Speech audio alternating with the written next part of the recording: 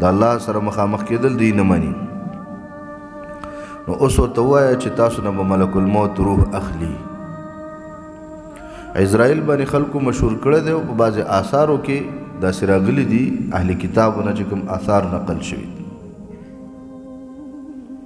او قرآن او حدیث کې ورته ملک الموت وایي.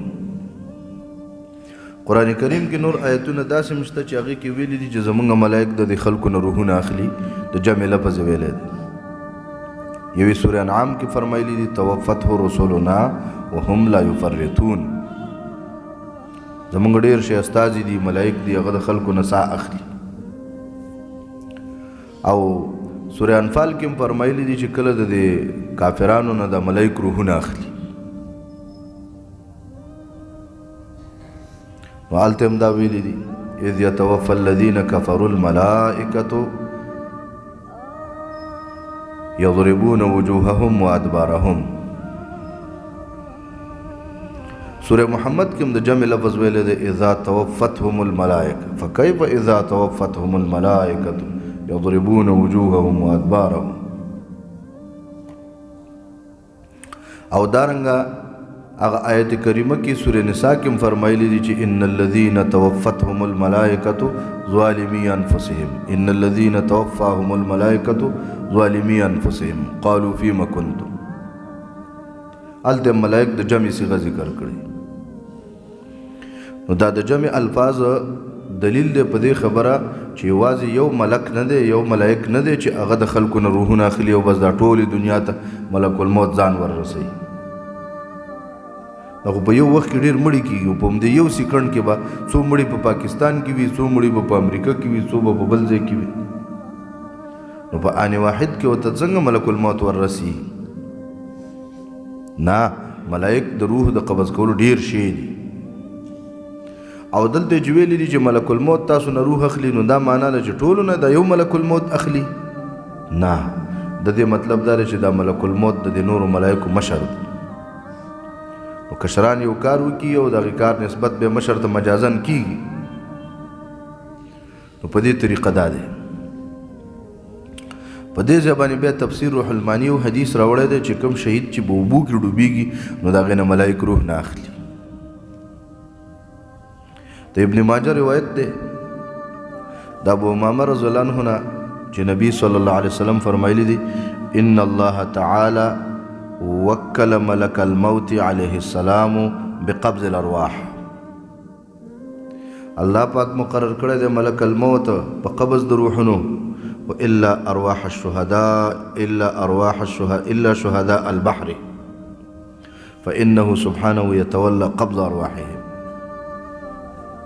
ما سوا د شهدا او د بحر نه چې الله تعالی په خپل د دې روحونه قبض کړي. نو دا حدیث په ظاهره کې د قرآن کریم د دې آیت نه مخالف دی.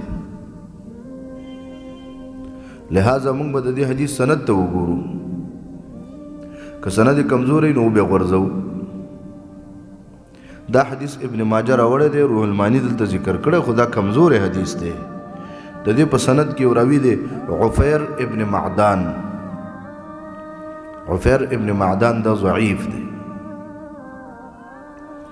او دی ولا تحسبن الذين قتلوا کې تفسیر قرطبی او حدیث راوړی.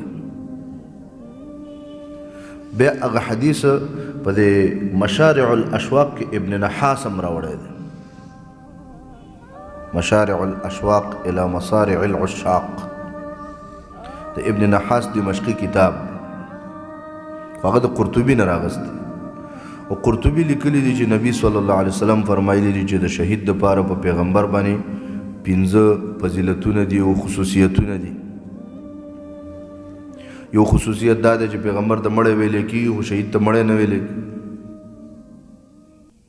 بل دا دی چې پیغمبر ته غسل ورکولی شي، ما ته به هم غسل راکولی کېږي، شهید ته نه ورکولی کېږي. او بل دا دی چې پیغمبر چې وي نو هغه ته کفن ورکولی شي، د هغه نه کپړې لرې کولی شي، شهید نه نه لرې کېږي. او بل دا دی چې پیغمبران په یو خاص وخت کې شفاعت کوي او شهیدان هر وخت کې کوي په قیامت کې. او بل خصوصیت وی دا دی چې د پیغمبرانو نه ملائک روح اخلي او شهید نه الله تعالی په خپله روح اخلي. دا حدیث سړی له ډېر خوند ورکوي خو دا حدیث بالکل ثابت نه دی. د دې وجه تفسیر قرطبي باندې چې کوم علماو تحقیق او تعلیق کړی په هغې کې دا لیکلي چې دا روایت بالکل ثابت نه دی. نو ظاهر د قرآن نه معلومه شو که شهید د وچې دی که شهید د دریاب دی که نبی دی که غیر نبی هر څوک چې دی د دې نه دا ملایک روح اخلي. الا امم امثالکم چې راغلي دي سوره انعام کې والته بعض مفسرینو دا لیکلي چې د دې څاروونو او د مرغونو روحونه ملایک قبض کوي چې ما من دابة فی الارض ولا طائر یطیر بجناحیه الا امم امثالکم. الله فرمایي دا ستاسو په شان امتونه دي